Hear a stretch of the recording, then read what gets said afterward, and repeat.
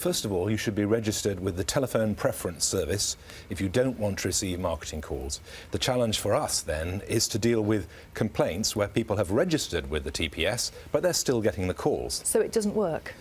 It does work because most of the calls are blocked. Where it doesn't work, then you call in the regulator, and we've imposed nearly £1 million worth of fines since the privacy and electronic communications regulations came in. I've got a small team working on this, but they're very effective, and we are making progress.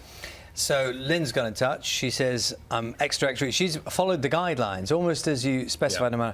Ex-directory, registered with TPS, have complained, but still the unwanted calls come. So what's the point of wasting time complaining? I mean, the suggestion is that she's thinking, whatever I do, it still happens regardless. Well, no, we need those complaints, and we had 180,000 of them last year, and that helps us to put together a picture of who's making these unwanted calls, where they're coming from.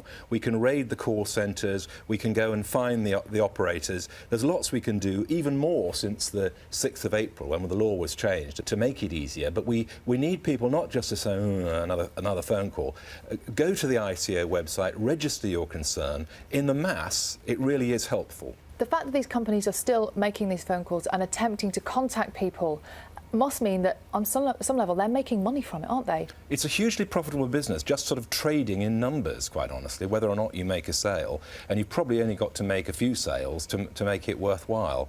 When we raided a call centre in Brighton last year, we discovered the capacity to send out between 4 and 6 million calls a year. Only a few of those have got to stick to make a bit of money. When you say send out those calls, those are the automated messages, are you, you're talking about, as opposed to someone actually... Yes, that was banks and banks of mobile phones with prepaid cards sending off text. So that's just one example.